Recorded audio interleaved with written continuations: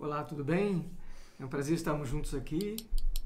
André Colseiro, Simone Colseiro. Porque um casal, primeira vez que a Simone participa de um vídeo. Nós hoje vamos falar sobre a diferença entre o espírito sectário e o espírito de unidade. Então, nada melhor do que um casal para falarmos sobre isso, né? E a Simone já participa bastante de grupos de estudantes da Bíblia, já conhece bastante o desenvolvimento, né, nas nossas viagens que temos feito, né, Simone? A ponto da gente já ter uma noção, uma ideia, uma visão. Nada como ver de perto, né? Porque nós aqui no Brasil temos feito um trabalho bem intenso na divulgação cristã, né, da obra, mas representando de alguma forma os estudantes da Bíblia pelas experiências que nós temos aprendido com eles. Esse já vai ser o 4º ano que nós vamos estar com os irmãos durante um tempo razoável de reunião, de consideração, observando as atitudes, observando como são... Visitando diversos grupos, dos mais liberais aos mais tradicionais. Exatamente. Né?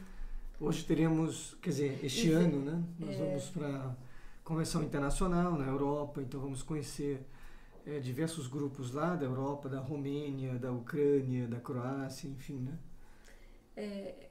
No caso, nos Estados Unidos, que foi onde até agora nós já conhecemos, eu achei bastante interessante ver que o espírito de união dos irmãos, dos estudantes da Bíblia, fazem eles estar presentes em convenções em que eles normalmente não dividiriam. Assim, se nós formos pensar pelo espírito carnal, o espírito carnal ele faz com que a pessoa sempre se ensoberba, né? Uhum. Que ela sempre pense mais dela. Então, por causa disso, eu acredito que é aí que acontece a divisão. Alguns problemas, né?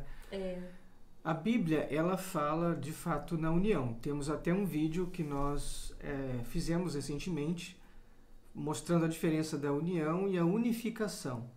Nós queremos a união. 1 Coríntios 1,10 diz assim: Irmãos, em nome de nosso Senhor Jesus Cristo, suplico a todos vocês que concordem uns com os outros no que falam, para que não haja divisões entre vocês. Antes, que todos estejam unidos num só pensamento e num só parecer. E aí nós analisamos no vídeo que isso aqui não é o mesmo que aquela unificação robótica, de todos nos mínimos detalhes e terem a mesma crença, até porque Paulo ele demonstrou que há espaço para discordância em alguns textos bíblicos e até mostrou também que às vezes a divisão, né?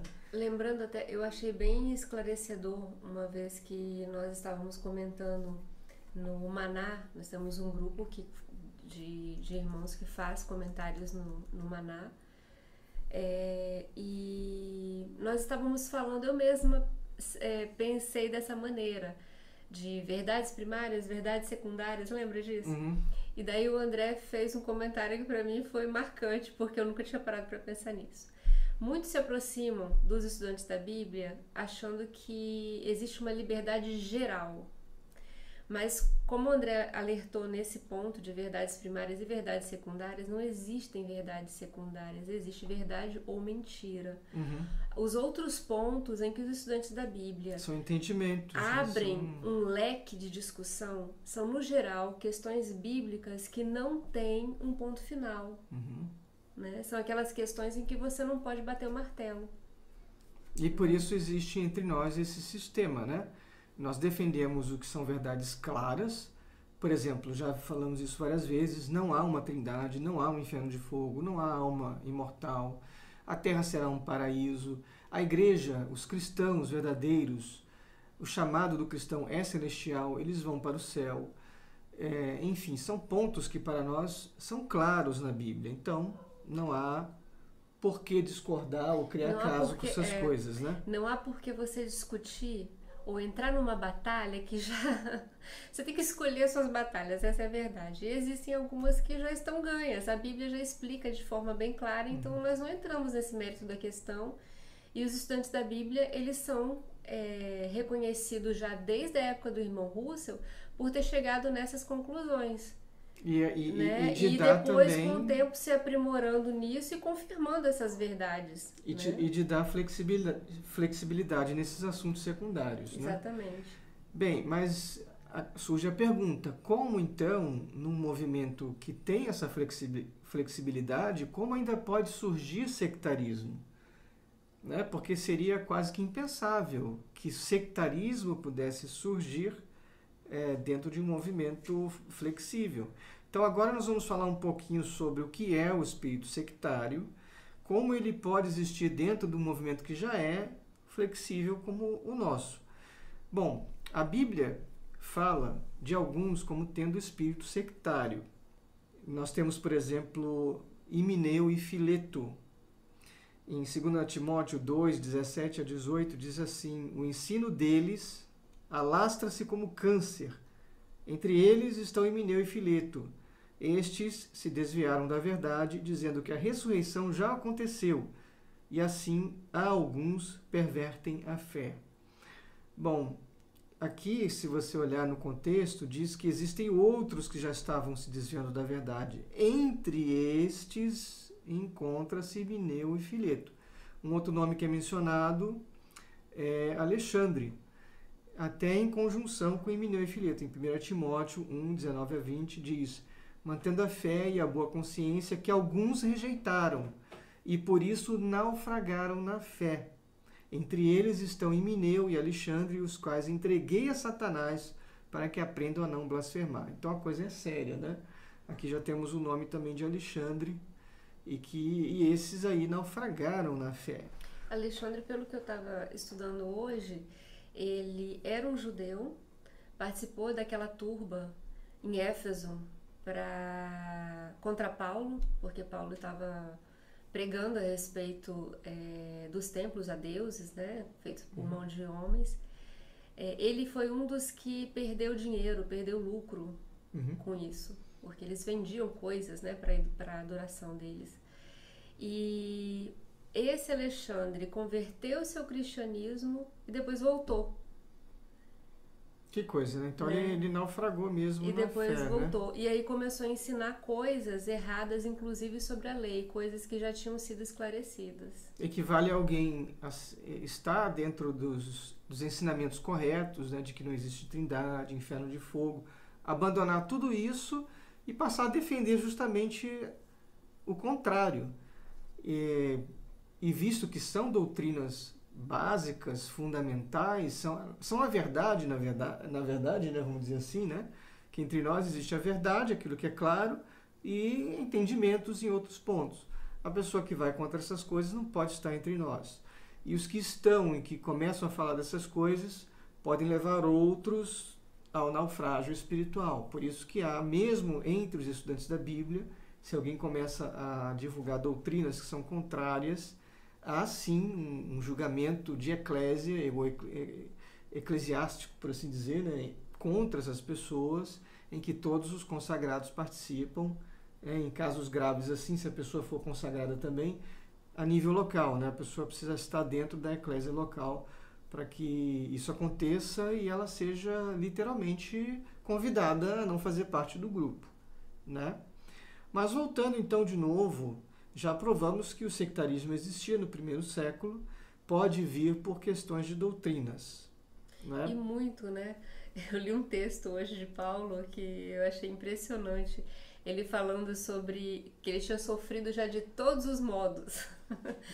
Então, às vezes a gente pensa na pessoa de Paulo, ele foi uma pessoa, né, um apóstolo escolhido diretamente por Cristo para aquele trabalho. E ele sofreu muito.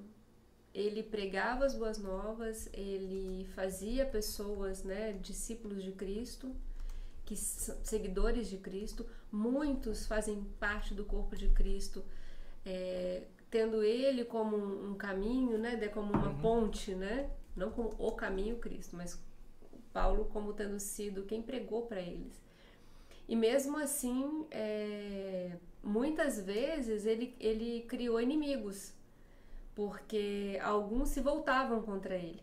por algum motivo. Aí vai explicar. A pessoa era, ao nosso ver, um ser humano que tinha todas as lutas, né? Ele próprio falou que ele surrava o próprio corpo, tendo foco na coroa, né? Para alcançar o prêmio. Então, é possível. É verdade.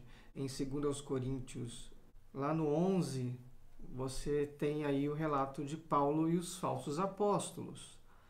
Não é porque ele estava sofrendo perseguição da parte daqueles que se achavam uma grande coisa, né? No 5, por exemplo, e contudo eu não me considero em nada inferior a esses sublimes apóstolos. Algumas Bíblias chamam de superfinos apóstolos. Eram pessoas que se diziam apóstolos, mas que não eram apóstolos, né? E eles até diziam, né? Ah, mas ele é poderoso na letra, nas cartas, mas a sua presença é fraca, é desprezível, né? Então, tudo isso já acontecia lá no primeiro século, né? E ele até falou no 13, né? Tais homens não são enviados de Deus. São gente desonesta que vos engana, fazendo-se passar por apóstolos de Cristo. E nada me admiro, visto que o próprio Satanás se pode transformar em anjo de luz. Portanto, não me surpreende que os seus servidores possam fazer o mesmo, parecendo que são ministros de Deus, mas no fim receberão o castigo que merecem suas más obras. Pegou pesado aqui, para usar um termo, né? Ele era bem direto, né? Poderoso em palavras, como diz aqui, alguns dos textos do artigo que eu li hoje mostram isso. Quando ele se referia a essas pessoas, ele se referia com firmeza, não com ofensa barata, porque é diferente, né? Você usar palavras até baixas, de baixo calão, para se referir a um outro, mas nem Cristo, né? Bom, mas vamos lá. Quais são as causas primárias do sectarismo entre os estudantes da Bíblia? Nós podemos citar duas.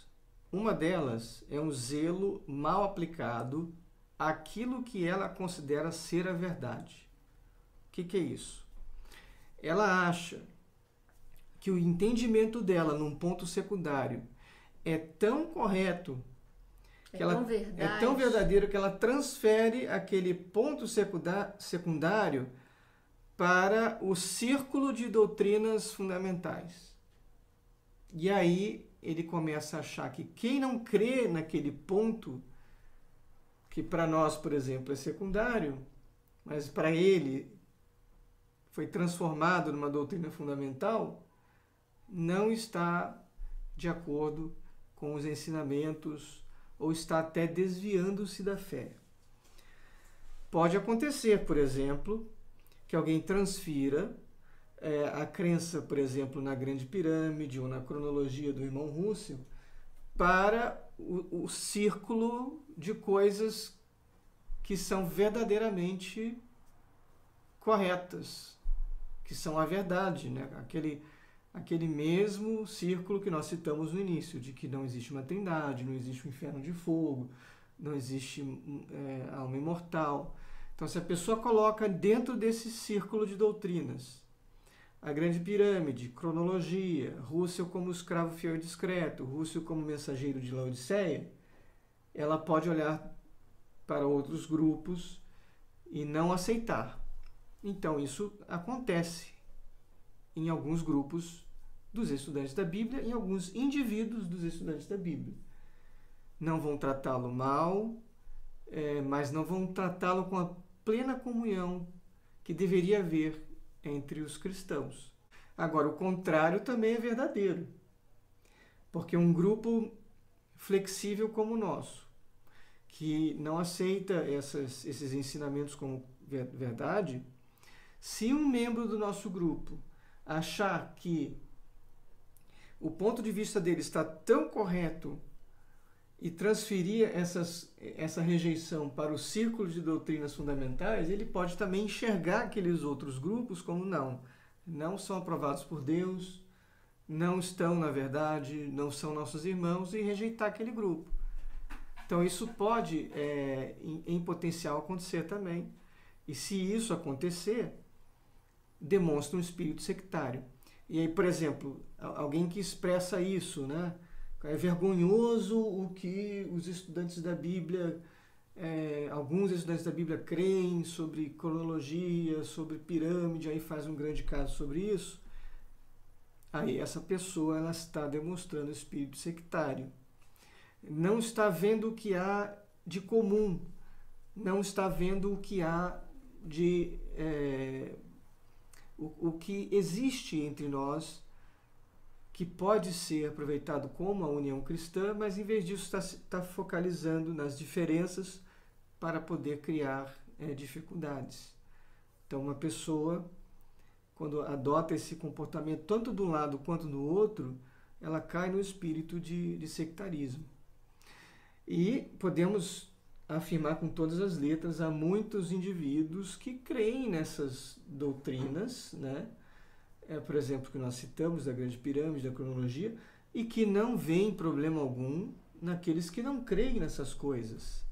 E que até nos tratam como irmãos, nos tratam bem. Então, no caso, quando nós decidimos não nos identificarmos apenas como estudantes da Bíblia associados, por quê? Porque apenas esse nome gerava uma certa confusão aqui no Brasil, porque todos achavam que estava se referindo a um grupo que, no geral, acreditava na questão da pirâmide, em cronologia e alguns outros detalhes que envolviam, inclusive, o irmão Russell, né, como sendo um escravo fiel do texto de Mateus. Mas isso não significa que nós não respeitemos esses irmãos que acreditam nisso.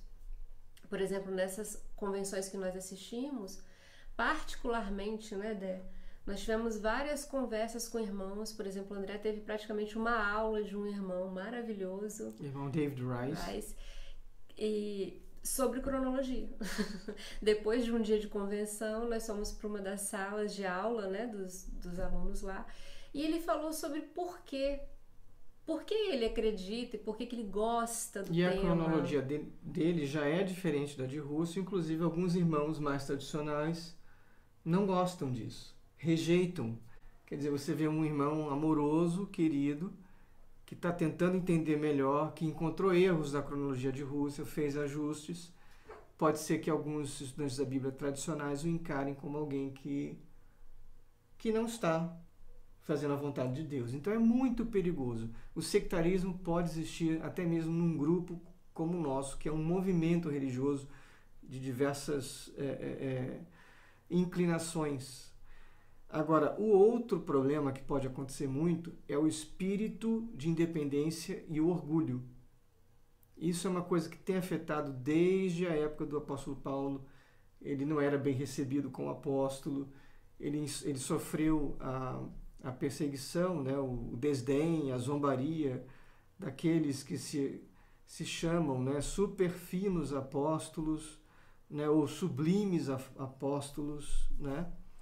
E isso acontece muito quando, por exemplo, você tem alguém tomando a liderança, alguém fazendo uma obra, e a pessoa que tem orgulho e que tem um espírito de independência talvez não consiga se alinhar com a pessoa que está fazendo isso. Isso acontece, isso é comum, pode acontecer, né? E daí ele pode querer buscar o seu próprio caminho. Veja bem, entre os estudantes da Bíblia, não é errado alguém formar um grupo, uma vez que ele já tenha a experiência, a maturidade espiritual para isso. Até porque as eclésias, elas são independentes. As eclésias, elas têm um nível de independência.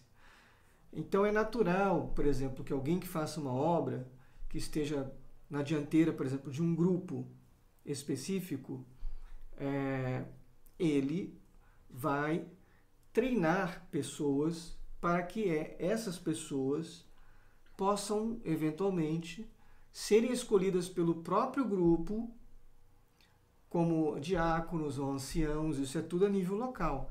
Com o tempo, uma pessoa dessa, ela pode querer formar uma classe de estudo na sua residência. Nós vemos isso. Ou seja, tudo acontece de uma maneira organizada, Não é simplesmente alguém que não gostou do jeito do irmão fulano, beltrano, então agora eu vou fazer a minha classe porque não gosto do fulano. Ou seja, no ponto de vista cristão disso, já começou com uma motivação muito ruim. Porque o espírito cristão não é esse. O espírito cristão é de um crescimento, se for necessário. Por exemplo, a gente viu classes na casa dos irmãos, né? Isso. E a gente perguntava muito sobre como eles eram feitos, como eram desenvolvidos, né? Então, os irmãos explicaram o seguinte, às vezes eles desejam estudar um tema, ou um livro, ou um assunto em específico, né? E aí eles levam esse assunto para a eclésia, e daí um ancião escolhido, né, pela eclésia para conduzir esse estudo. Conduzir, exato. Tá? Ele não é uma autoridade que vai dar a palavra final, porque quem saiu do grupo Testemunhas de Jeová, a gente tem que sempre citar isso porque é nosso parâmetro, né? Comparação. E é uma característica também da maioria das pessoas que nos procuram aqui no Brasil. Também como nós, acho que existe uma empatia, um sentimento parecido que essas pessoas elas buscam. Então, quem foi Testemunha de Jeová tem uma marca de liderança, uma hierarquia pesada, nenhum tipo de conversa, muitas decisões tomadas em portas fechadas, apenas com o ancião e servo ministerial, e olhe lá, servo ministerial, né? Enfim, um movimento muito diferente.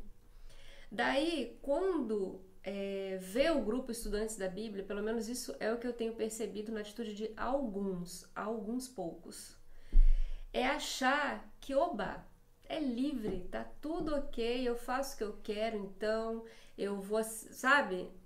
Agora, se a pessoa que está assistindo a gente deseja realmente, de coração, pertencer de alguma forma, não a uma religião, a gente não prega uma religião nova, a gente não faz um manifesto contra Testemunhas de Jeová, isso não existe na nossa vida. Mas se a pessoa quer se chegar para fazer parte, né, ser um estudante da Bíblia, entenda que a primeira coisa para ser um estudante da Bíblia é ter a Cristo como cabeça. É a primeira coisa. E se a pessoa tem Cristo como cabeça, tem conselhos de Jesus que são tão assim primorosos para você aplicar, para nós aplicarmos, que até a atitude, a pessoa não precisa dizer nada pra gente, a pessoa não precisa, enfim, se explicar, não precisa. A atitude em coisas simples já demonstra se ela tem o espírito cristão ou se ela tem um espírito carnal. Porque são duas coisas totalmente diferentes.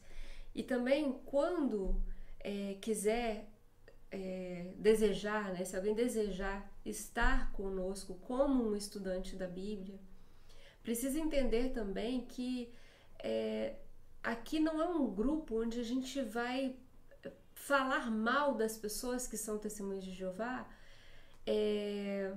com raiva delas ou desenvolvendo qualquer tipo de, como se diz, não existe nenhum tipo de amargura contra essas pessoas, porque o amor também é algo, né, um ponto importante, se não é o maior, para identificar o verdadeiro cristão. Então, em resumo, o grupo de estudantes da Bíblia não é um grupo para ficar vivendo de criticar outras religiões, no caso as Testemunhas de Jeová. É um grupo que, embora seja flexível, tem ordem e tem liderança e tem princípios para manter o mínimo da estrutura do grupo, delineados, obviamente, na Bíblia. O princípio de ancião, o princípio de diácono, o princípio de que as coisas ocorram decentemente, por arranjo ou com ordem. São princípios que existem. O trabalho que nós fazemos aqui, por exemplo, acaba atingindo o país inteiro e às vezes alguns outros países. Nós não estamos aqui para formar uma organização à semelhança das Testemunhas de Jeová. A nossa obra aqui é local, é aqui na minha casa, é o que eu chamo de Eclésia do Rio de Janeiro, que está sendo estruturada nos moldes clássicos segundo a orientação bíblica e os conselhos do irmão Russell, dentro disso daí. Agora, ela atinge outras pessoas porque é uma obra pública. Está no YouTube, está no Facebook, mas nosso objetivo não é controlar ninguém. Porém, até o fato dela estar pública é porque foi o meio que nós encontramos de divulgar a obra. Porém, não significa que não haja uma ordem, porque uma eclésia planta outras eclésias. Então, de certo modo, os irmãos dos Estados Unidos, ao trabalharem conosco de perto, ao nos darem apoio de perto, estão plantando, estão estruturando este grupo aqui, na minha casa, no Rio de Janeiro. Por sua vez, a nossa obra pública ajuda a estruturar outros grupos. Nós não temos autonomia em outras eclésias. Mas quando nós estamos plantando grupos, aí é diferente. Aí nós estamos ajudando um grupo a se formar. Um grupo não se forma do nada. Várias vezes eu recebi mensagens: quero formar uma eclésia não sei aonde. Não é assim. Não é assim. Eu não sei se tem religiões que fazem isso. Mas dentro dos estudantes da Bíblia, não basta você receber algumas publicações, assistir algumas reuniões para dizer que já é estudante da Bíblia. Deixando isso claro, né? Que a gente está falando do grupo real, estudantes da Bíblia. Isso. Nós estamos aqui meio que como representantes dos grupos que nós conhecemos lá. Enfim, o grupo dos estudantes da Bíblia, ele é flexível, mas ele pode sofrer também o impacto do sectarismo, quer pelo zelo mal aplicado, quer pelo orgulho, espírito de independência, ou, enfim, querer glória para si mesmo, né? Então, isso deve ser evitado a todo custo. Por quê? Porque isso quebra o corpo de Cristo, né? A pessoa que, se ela realmente está no corpo de Cristo e ela cai nesse erro, nesse laço, ele naufraga na fé. Como o apóstolo Paulo falou, naufragar na fé significa ir para a segunda morte. Ele pode perder a chance de vida, né? Não estamos dizendo que todo mundo que se separa por uma razão ou outra, quem somos nós para julgar? Nós não estamos julgando a ninguém, apenas usando as palavras do próprio apóstolo Paulo, relacionados a Himeneu, Fileto e Alexandre. Esses naufragaram na fé. Então, isso não pode acontecer conosco. Vamos sempre trabalhar em união, cooperando uns com os outros, somando e não dividindo, multiplicando o conhecimento e, acima de tudo, tendo Jesus Cristo como nossa cabeça.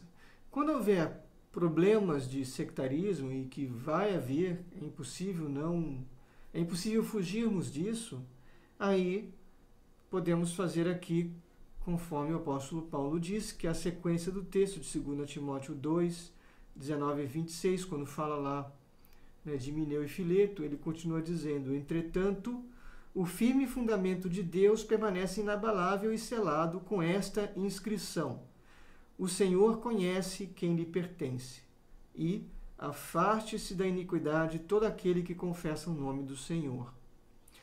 Numa grande casa há vasos não apenas de ouro e prata, mas também de madeira e barro, alguns para fins honrosos, outros para fins desonrosos.